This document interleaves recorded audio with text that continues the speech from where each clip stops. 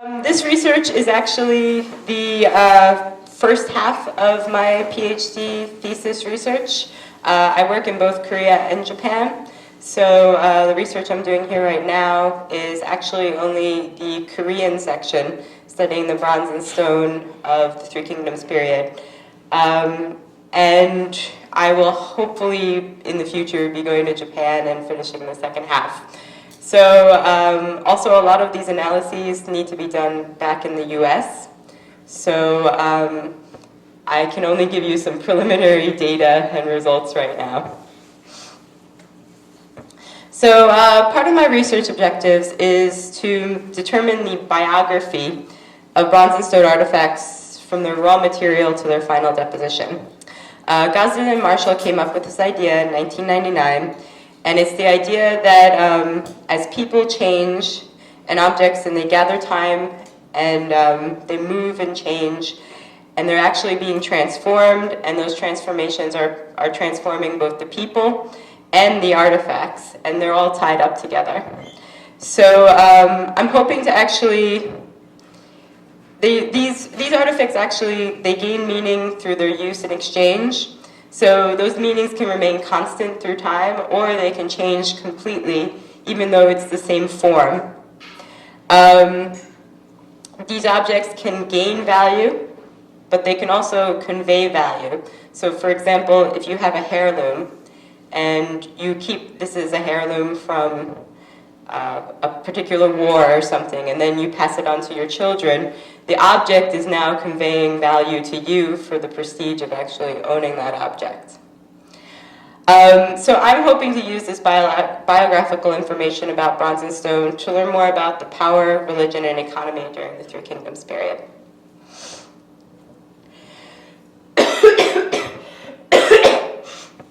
So another of my goals regards to trade, and I'm hoping to develop a new area-specific model of regional and interregional trade and exchange. The older model was a very unidirectional. The idea was that everything is flowing from China, goes through the Korean Peninsula, it's not affected by anything happening in the Korean Peninsula, and then goes on to Japan. A lot of people have challenged this, but nobody has really made a definitive refutation of this, and some historians are still supporting this view.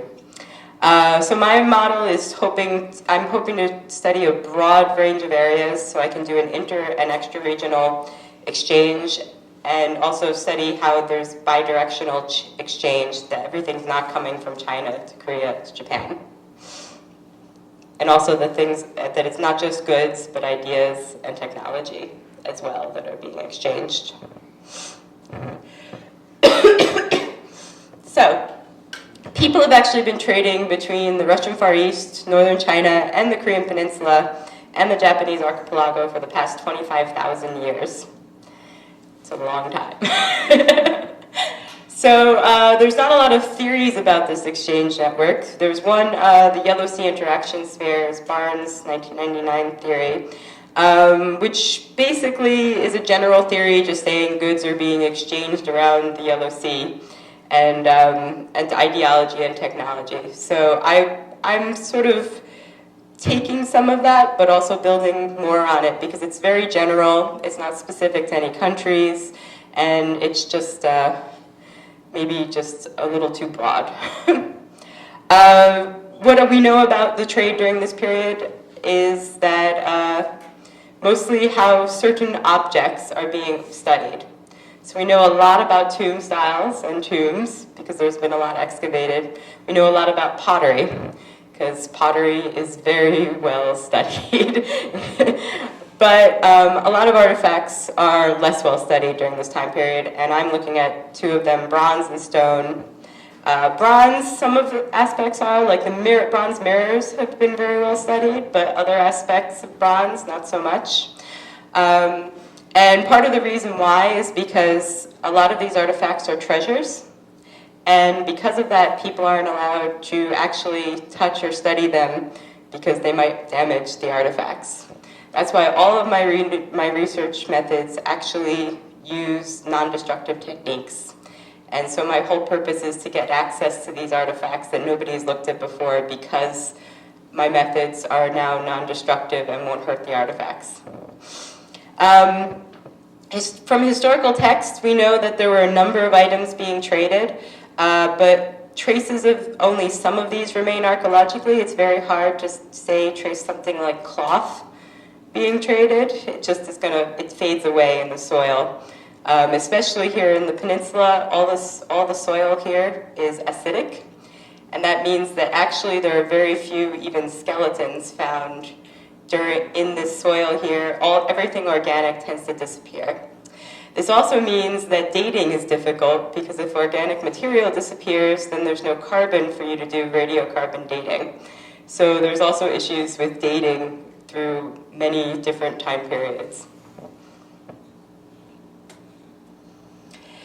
So, why am I looking at bronze and stone? The idea is that these are both forms of wealth for elites during this time period. And I say elites meaning the people who are buried in the stone or mounded tombs found during this time period.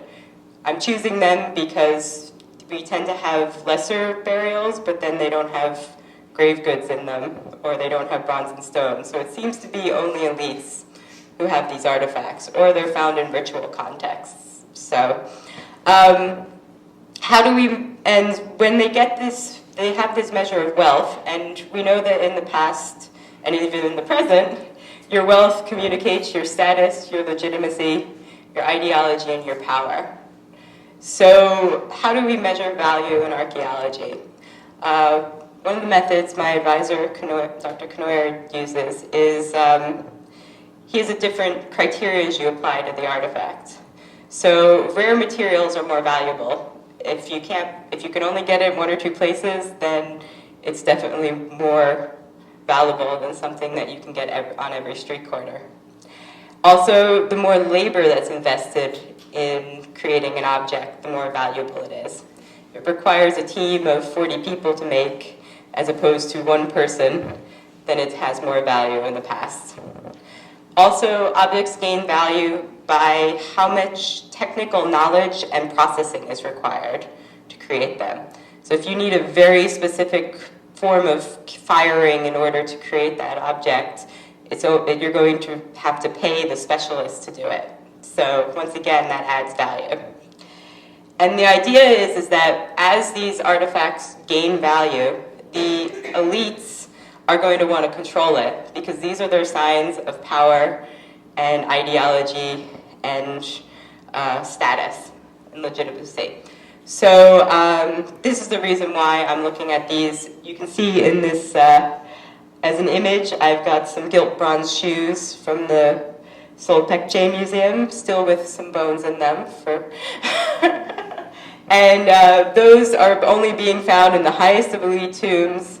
They're having to be made using a specialized process because of the way you can see the gridding style. And of course, they require lots of different materials. They require bronze, they require copper, tin to make the bronze, and they require gold to gilt the bronze. So all of those artifacts mean that this has a value and a wealth even in the past, much less today. So, why the Three Kingdoms period? First of all, I just really think it's very interesting to study time periods when complexity are developing and when chiefdoms are moving into becoming states and kingdoms. So I was just very interested in this time period in general, especially since I really like studying tomb architecture and grave goods. So, but why is it important to us? Basically, classical aspects of Korean and Japanese culture were started in this time period. You've got the importance of jade, which is moving through all of East Asia. You've got the gokuk, which are a specific curved bead, which are still a prominent symbol today. You've got Shinto in Japan, possibly being derived from religion during this time period. You still have shamanism today here in Korea. So all of these things are still influencing us today. So a little introduction to the Three Kingdoms period, because I'm sure you're all experts on Korean history, but just in case, a review. So the Proto-Three Kingdoms period is about 300 BC to 300 AD. Some of my research actually goes back into that time period, partially because I wanted to include the Kofun period in Japan in my research, and partially because of those dating issues I mentioned, and that some of the Korean sites are dated according to one artifact when another artifact in the site contradicts that dating. So it means that probably some of them are either dated later or earlier than they should be. So when I looked at sites, I looked to see, do they have these artifacts that mean they probably were a little later than they thought they were? Or do they, and just, considered them and included them in my research. Three Kingdoms period, 300 AD to 668 AD. During this time period, there's actually 4 kingdoms, in order to be as inaccurate as possible in naming. And those are Kogoro, Baekje, Kaya, and Shilla. I mostly study Baekje, Kaya, and Shilla, but Kogoro was up in the north and usually was at war with the rest of them. Though, of course, Baekje and Shilla were at war with each other, Kaya was at war with them, and Wa, or the Japanese archipelago peoples, were also getting involved. So it was a big mix of things happening. Eventually, near the end of the period, first Baekje is conquered by Shilla, then Kaya, and then Shilla teams up with China and conquers Kogoro, and then you have the unified Shilla period, which is when we start to get maybe more accurate historical records being written down. So,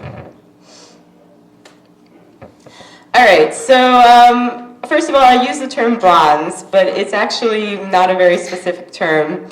What I'm actually referring to are copper alloys. These copper alloys are made by adding a copper ore to another element. In the case of something that's actually called bronze, it's copper with a tin alloy, usually at about 5 to 20%. Then you have copper with zinc, which is called brass, and then you have copper with lead, which is called gunmetal. Copper with brass is supposed to have happened much later in time because zinc wasn't able to be refined for a long period of time.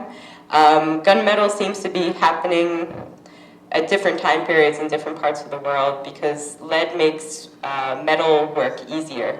So it's easier to cast these artifacts. So what does my research look at? I mostly look at bronze, but I also look at copper with small amounts of inclusions of other minerals. So it just depends on what came up once I did the elemental composition.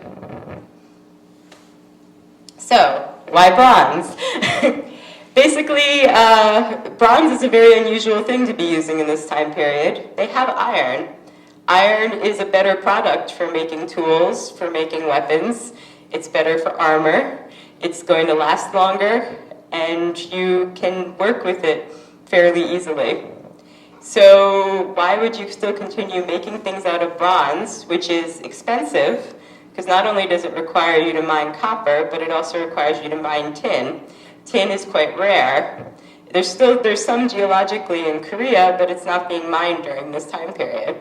So it's a question of why are they going to the effort of exporting tin from China at this time period to make bronze when there are so many other options available which will do the same thing.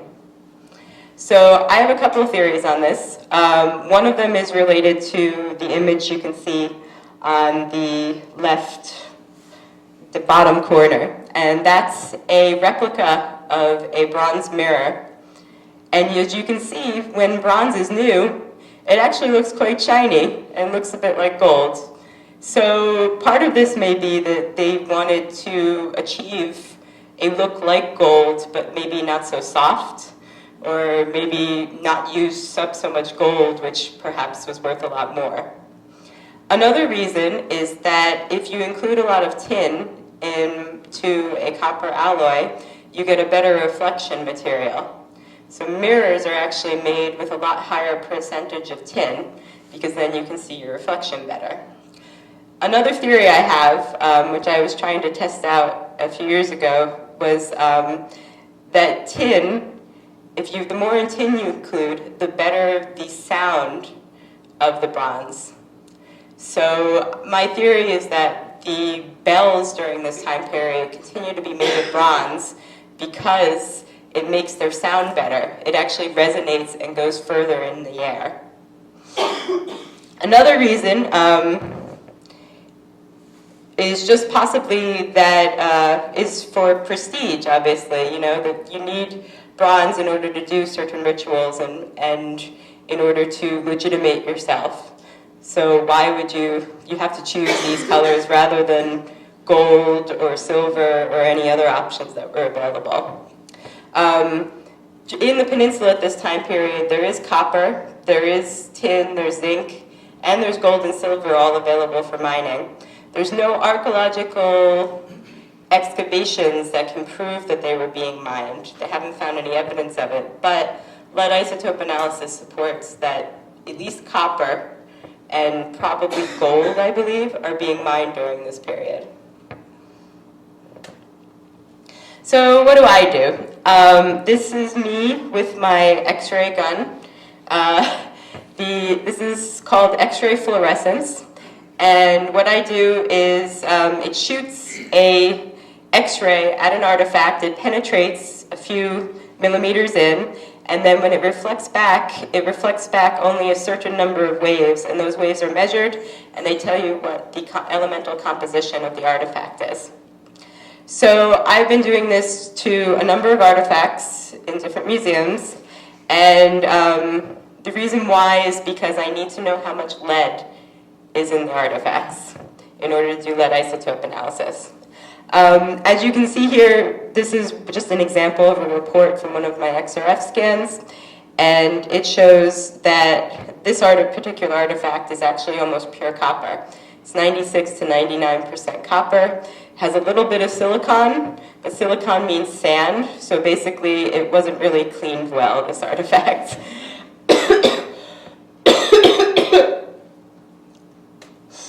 So why do I need to know this composition to do lead isotope analysis?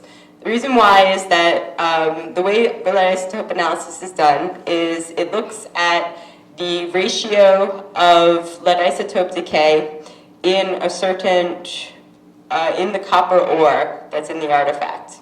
That ratio is constant, and it's unique to certain deposits. So basically you can actually compare the results from an artifact to a copper ore field that is nearby, and then you can actually track where that copper ore came from.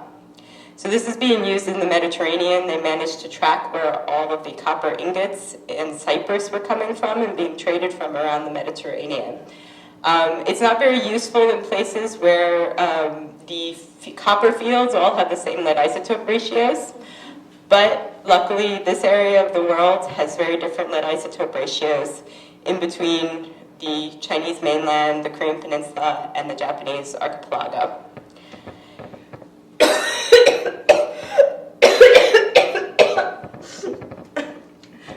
Sorry.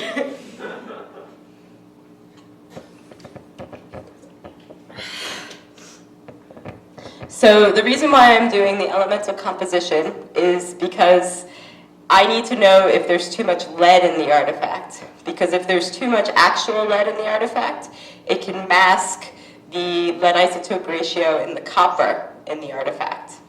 Now, that's okay if the copper and the lead are from the same place, but if they're not, then you're actually testing the lead isotope ratio rather than the copper lead isotope ratio. So because of that, I'm just wanting to know the amounts before I actually run the lead isotope analysis. So how am I doing this non-destructive lead isotope method? Basically, all other lead isotope methods require you to shave off a little bit of the artifact or to shoot it with a little laser, which makes a little pit on the artifact. This method instead involves immersing the artifact in a EDTA solution, which which removes just tiny little particles of lead from the artifact into the solution. And you soak it for about anywhere between 20 minutes to about an hour.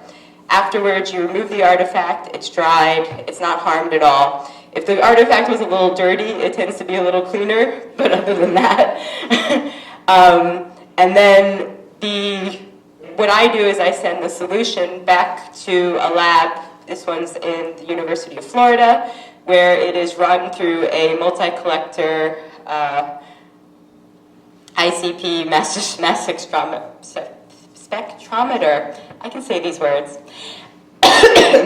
And once that happens, I can find out the lead isotope ratios. So most of these samples haven't been run so far, but I managed to run 5 test samples, and 4 of them basically fall within the Korean lead isotope fields. So this is an example of the fields from Jong et al. They've only been mapped quite recently, which is good because now I don't have to go and map them. But yeah, and the Japanese fields have been mapped as well, and at least certain parts of China have been mapped, especially the areas where the bronze mirrors were coming from.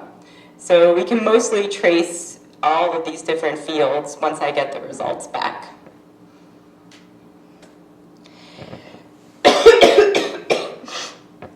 All right, so gokuk. These are my favorite type of bead from this time period. I think they're very unusual, and I want to study what they actually mean as symbols. So during this time period, you actually find them in very interesting places. They are found on crowns and on earrings in the Korean Peninsula. They make them out of every material possible, from glass to stone to amber to clay even. And you also find them in very interesting forms. So I don't know if you can see it, but some of these have actual lines radiating out from the holes. So there's there's also some other types which have like little protrusions and seem to be like little creatures. It's very interesting, and I'm very curious to trace these particular artifacts, especially because they seem to have such a meaning even today.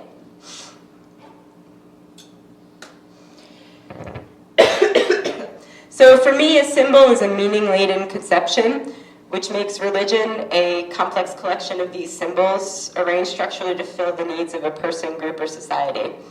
So I'm trying to use a ritual symbolism approach to studying this religion in the past by utilizing archaeology, art history, and ethnography to form working hypotheses about what exactly this stone meant and why it's being found in almost every single grave from this time period. Why in the Japanese archipelago, it's almost always found around somebody's neck, for example. And just why exactly they're using them in these ways. Why is this a universal symbol? It's a bit like wondering, if maybe years from now, if you found lots of people wearing crosses, right? And you're like, why are they wearing this symbol? So basically, the people during this time period were using they were using this as a symbol not only for ideology, but also for their power. So I'm just trying to figure out why. As an example, if you can see in the corner there, those are replicas made out of soapstone, which is very cheap. But these are found for about a period of 100 years, from 500 to 600 AD, and that's it. And they're found all across Japan in different areas. They're found in ritual contexts around, like in a moat around a site, and they seem to have been fallen from somewhere when they excavate them. Meanwhile, they're also found on the very south of the Korean Peninsula during this time period. And then they go away again. So there seems to have been some sort of religious movement during this time period where they're utilizing these soapstone replicas of artifacts and not making them out of jade or more precious stones at this time period. And then they switch over to a different type. They seem to actually go back to what they were doing before almost. So that's just one of the many patterns I hope to discern once I get more chronologically related artifacts. So jade. Jade is one of the really precious objects during here. I actually have brought these. You can look at them after the talk if you want and touch some jade. So basically we have two types under jade. Lots of other artifacts are called jade, especially in English when they translate, but there actually are only two types. There's jadeite and nephrite. So jadeite is extremely rare. It's only found in 10 places around the world. So it's found in Japan, it's found in Myanmar, it's found in Central Asia, it's found in Russia, Guatemala, the Western Alps, and in California. The only ones in California can't be used to make any sort of gems. So they are extremely expensive because there's only 10 places in the world you can ever find it, and even in ancient times there were even less. The Myanmar sources weren't found until modern day. The Guatemala ones were worked by the local people, and the Central Asian ones were being worked by, and possibly the Russian ones were being worked by the Chinese dynasties at times. And the Japanese ones were being worked and then were completely forgotten until they were rediscovered in the modern day. So, then you have nephrite, which is not as rare as expensive. You can find it around the world, but it also has a lot of variety, and it's still somewhat difficult to find in places. Both of these artifacts have a very high hardness. They're very hard to work. You need to be grinding at them. You're going to spend hours working with a drill getting these artifacts done. So that adds to their value in the past because it's going to take you a while to construct them. For some fun here, I wanted to ask you guys if you could figure out the nephrite pictured here. 3 of them are from New Zealand. Can you figure out which 3? You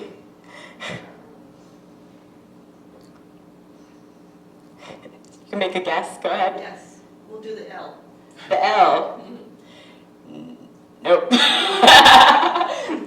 The L is actually from Australia. And they have, it's called black nephrite, even though it's not quite black. And they don't even mine it that often because they have so much of it. But yeah, so the rectangle is Canadian nephrite. And it tends to be Canadian nephrite that you find around the world. It's the largest source, and it tends to be what's used when somebody's trying to sell you jade. That's not too expensive. And the other 3, despite their variety in looks, are all from New Zealand, and all from the same area around New Zealand. So there's a lot of differences. In color, they can actually range from white to black, basically. I've seen white jade, I've seen black jade. Tends to be a shade of green, but you know, you get a lot of variety. I've seen purplish before, so.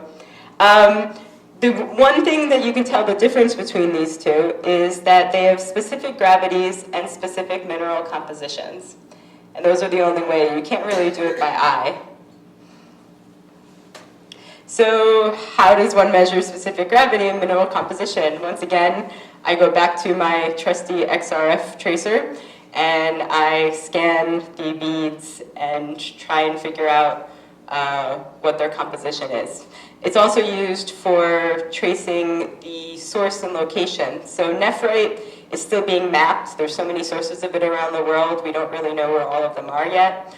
But a lot of them in places like Japan have been mapped, and you can trace them directly to where they were excavated, basically as a raw material. And jadeite as well, since there's only 10 sources. And some of them weren't even used during that time period. Specific gravity, the idea is that you weigh an object in water and in air, and the difference and division between them actually is unique to that element. And jadeite and nephrite are very different. I even tested it with these particular jades, and they turned out exactly as expected, which is good, since I wasn't cheated when I bought them. So I do this whenever possible with all of the artifacts and in order to compare them. This is an example I have. I basically compared, these are two beads. The lower two are two beads which were scanned from PECJ.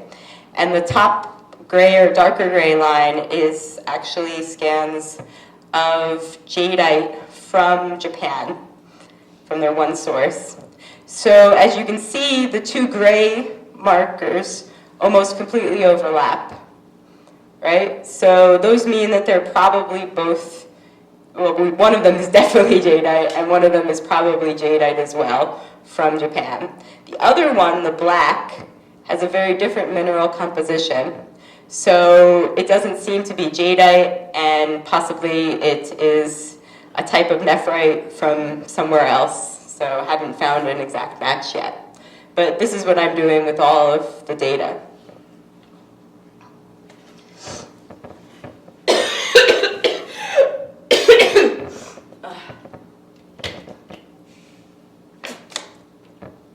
So I'm also interested in a lot of other beads as well, not just gokuk, even though they're my favorites. And the interesting thing about these are from a site that was excavated just a few years ago outside Seoul. And what was interesting about them were those cylindrical beads, and they have almost the exact same drill holes in them. Every single drill hole that I measured had the exact same dimensions and looked almost exactly the same. So what that means is that they were all created together and were created to be a necklace or bracelet, whatever this part was, together, and using some very nice drills too, because these were very tiny holes. So that tells you there was a high level of technical skill, and also that they're going out of their way to make these at some location that has a sort of rose quartz going on with it, which we don't really have XRF data for it yet, so we'll have to see in the future. Part of what I'm trying to do is to look at the biography of these artifacts, is to look at the life, both the manufacture and the usage of these artifacts. So bead manufacture can actually be highly individual. There's certain ways that are better to do, and I do experimental archaeology creating beads in order to test how exactly these things should be made, but people don't always follow the easiest method. Often you follow the way that the person who taught you how to make something. So there can be a lot of individual variation amongst people, amongst styles, and amongst workshops. So part of my research is to try to identify workshops from the Three Kingdoms period and figure out where exactly these beads are coming from. This is made a little more difficult in that there are actually no excavated bead workshops in the Korean Peninsula during this time period. There are a lot of them on the Japanese archipelago. So I'm trying to figure out if all of these beads match up with, if they're all somehow made in the Japanese archipelago,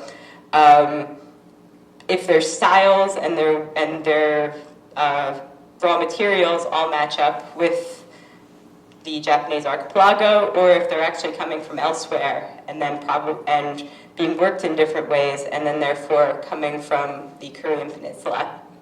The reason why I think there's probably a big mix is because there was workshops before this time period in the Korean Peninsula. These are examples of the 34, 35, 36. That's from the National Museum here in Seoul. And that's from a Mumun period Amazonite workshop. And you can see they're making gokuk, and they're making a bunch of different other types of beads out of this particular bead. And they stopped making it in the Three Kingdoms period. They just abandoned the site. Nobody is making it anymore. So that's very interesting. Why did they stop? And you can see also the line of manufacture down at the bottom. That's actually from a Japanese site. You can see that when they make their half there's no hole drilled in it, whereas the Mumun period site, they are drilling holes in their half of their bead before they shape it into a final shape. So that just might be one stylistic or construction difference that I might find while I'm doing this research. The other option is that these artifacts also can be shaped in one place and then shipped somewhere else and finished elsewhere. So the only evidence of bead working at all during this time period is a polisher, like the one in that image, which is just for finishing a cylinder bead once you're done constructing it, and you just scrape it along it until it's finally smooth again. So we know they were finishing them, but we don't really know what else they were going to be doing with it. And also in relation to elites controlling these workshop sites, at least in the archipelago, move from being very close to the jade source, which is pretty far to in the north coast in Niigata Prefecture. And they move steadily closer to the center of government through this time period. So by the end of the time period, they're actually located in the palace grounds. So it seems like the Japanese elites, at least, were moving to consolidate this method of displaying their power and wealth during this time period. But since we don't have any evidence of sites in the Korean Peninsula, I'll have to see about the rest. So these are results from the beads I've looked at in terms of drill types. A lot of them were drilled with tapered drills, and some were drilled on one side, some were drilled on two sides. That seems to be both a stylistic choice and is also determined by your type of drill. If you have an easier drill, if it's like a easier to use drill, you can drill from one side and not have to worry about it. If it's not, then you end up drilling from both sides, and often the holes don't meet, and they don't meet up completely. So yeah, you'll see an example of that in a second. Cylindrical holes usually mean that it's a metal type of drill, and because it's much easier to make a metal drill than it is to make a stone drill that is perfectly cylindrical in order to drill something.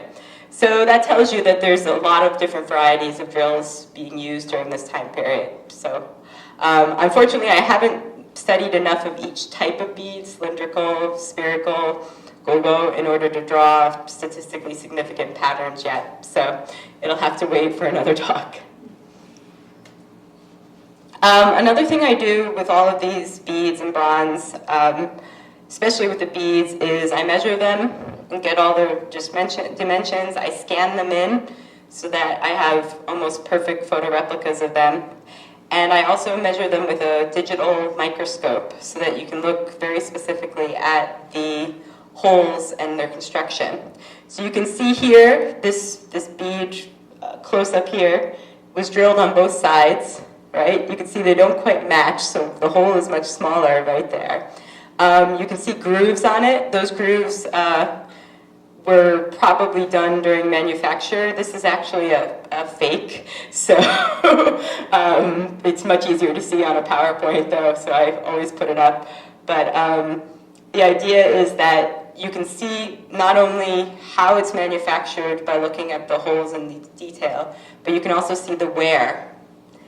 So you also can tell if it was suspended by a string, if somebody was grappling it on with some metal clamps, if somebody was suspending it with wire. All those different things leave different marks on the stone. So how do I get at the really in-depth marks? I use a method in which I take impressions of these drill holes using silicone impression material. This is actually the material used to take impressions of your teeth. And what it does is you inject it into the hole and you let it dry for about 5 minutes and you pull it out, and then you have a perfect impression of both sides of the drill hole. And I store those and I analyze them later once I get back to the US. It's, once again, non-destructive, doesn't harm the artifacts in any way. all of the green stuff that looks like it's going to be everywhere just peels right off because it's made to take impressions of teeth, which you wouldn't really want to have green stuff stuck to your teeth forever. So it's a very good new development these days. And then what happens is, when I'm back in the US, I will be using my department's scanning electron microscope, and I will be taking the impressions. They get coated in graphite so they can be reflected, and then you have to spend a lot of time adjusting a camera and taking pictures of the end of the drills to see what type of drill it is, because drills can be hollow, drills can be pointed. Mostly you think of drills being pointed, but actually hollow ones can be used really well for this type of drilling. And also what the material of it was, because a diamond drill will leave really smooth sides. A drill that's a stone drill will leave lots of marks. It won't be very even. Copper drills leave striations, things like that. So all of those will be compared and will be analyzed, and eventually I'll be able to tell you exactly what type of drill made every single one of these.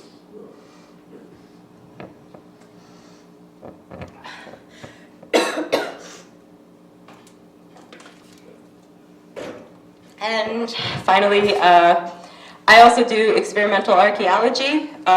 2 summers ago, I tried to replicate these bronze triple ring bells because I was trying to test if I wanted to replicate 2, one with 10% tin and one with 20% tin, and test their resonance, basically, when you run the sound. And I was a little ambitious because it turns out triple ring bells are really hard to make. And people in the past were much better at it than I am. You can see in the corner there, that's my best attempt. And it still only made about 1.5 bells. But at least I got the ring that time. So luckily, since I've been doing this research, I've ran into a couple of different triple ring bells, and I've been able to examine them minutely. And by looking at them, I've been able to tell actually how they were manufactured. So if you look in the top right corner, the one, it looks like there's a braid on it. That actually is done by lost wax method. Because the only way you can do that is you actually braid some wax together and you place it there, and then the form, once the lost wax is done, is taken that way. So I looked them all over, and this is particularly is a 5-ring bell. I'm not quite sure what the proper name for it is. And then I looked at it, and I also told the museum, oh, they replaced 2 of these, and they were like, really? And I'm like, yeah, x-ray it. And there you go. The 2 of the bells had actually been added on later, or probably replacing other ones that had fallen off or maybe had never been there in the first place.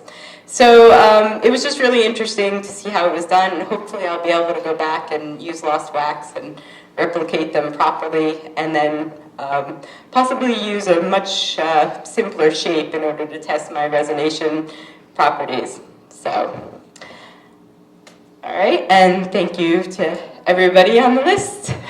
And I can have some questions now if you want to clap.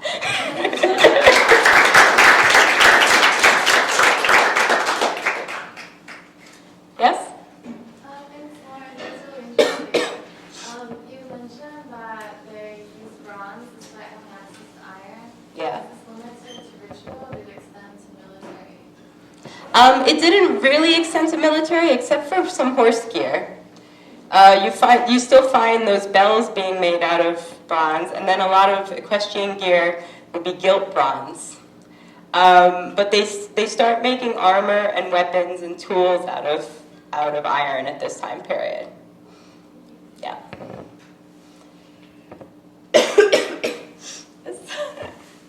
You mentioned that the gokuk are being found in Korea and Japan.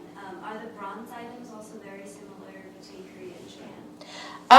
There's some variety. Some are almost exactly the same, and some are not at all. For example, let's see, go to my gokuk page. There. So So there's actually almost a perfect replica of those, of a type of earring, like the one in the middle, that was found in a kofun in Japan. But it's extremely rare. I think there's only been 3 or 4 of them found in the entire archipelago. So that seems more likely either it was a gift from somebody on the peninsula or somebody Korean came over and decided to live there, which there's a lot of trade and exchange going on during this time period. Some of the other forms, like the go-go themselves, you still get the unusual shapes. I think you get more of the unusual shapes in the archipelago than in the peninsula. Bronze, yeah, it's really variable, I suppose. They're different because they're using different types of artifacts, even different types of swords, because occasionally swords do show up in bronze, though I assume they're probably not using them in actual battle instead, because why would you when you have an iron sword available? The iron sword cuts through the bronze. So, yeah, it's really variable. There's also regional differences, which then get really complicated. So, yeah. Yep. Any gokuk Tamra? In Jeju? Yeah, I was just there actually this weekend, and I saw a few in their museum. One of them seemed to be, the dating for Tamna is kind of broad, so I'm not quite sure what time period they date to in relations to the mainland, but they do have a few that have been found, one in a prehistoric village, or 2, it's 1.5. It's half of one. And that one seemed to actually be made out of the Amazonite, which is from the mainland. It was the exact same color. And the rest of them are either coming from the mainland or they're coming from China somewhere. But it seems rather strange that it's not a very popular form outside of the peninsula and the archipelago. So it seems rather strange that it would be coming from the Chinese mainland. But there's not a lot. I think we saw maybe about 10 in total, and that's it. So, yep. The Silk Road brought in a lot of amethysts from Afghanistan and other very expensive minerals or whatever. And I was just wondering if gokuk has been transported along the Silk Road also, whether in or out, because in Asia, in Central Asia, I've seen something that's very similar to the gokuk, and I'm actually fascinated with that, but like you said, we don't really know its function. Right, yeah. I'm not aware of it really being transported out. It seems like maybe the methods are being transported in and out, like, because you're right, there's gold manufacturing methods which are found in Central Asia, which are only reflected in like certain Shilla ornaments, and you're just like, how in the world did they both get that? But I don't know about the gogo going that far. They seem to really remain, I mean, I'm sure, I'd love to see those similar ones you found, you're thinking of. Well, that'd be interesting to see. I thought Turkey had some similar ideas of their headdresses. Maybe that's something to look into, but when you started mentioning that it was on their headdresses, I'm like, I've seen that in other countries. And I don't know if it's stone or whatever, but it's something with a similar shape. Yeah, that's what I'm actually, in that area, there was an excavation from a certain group whose name is escaping me at the moment, but they had crowns that were very similar. If you look at the crown here, it looks like antlers or branches, and there's actually little birds perched on it. All of that is echoed in Central Asia in these sites as well. So the theory is maybe that this is being transmitted along through Mongolia and then Central Asia, and this idea. But it's a really tentative link to trace in archaeology because we just don't have, because it's on opposite sides of a continent. So it's very hard to say, did things move in between here, or did somebody just take an idea, or did a person, go in between and not the artifacts? So it's just very tentative right now, unfortunately. But yeah, I'd be interested to hear more about the stones you're talking about.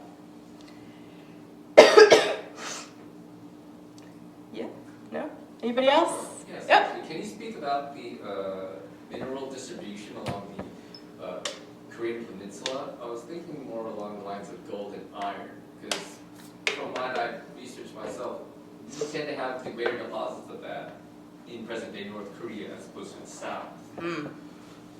So the current theory is that most of the iron deposits and the golds are they're kind of straddling the borders between the two, and that what's happening is they're actually being mined at the top of these rivers, like in the mountains, and then they're floating them down the rivers to the southern kingdoms.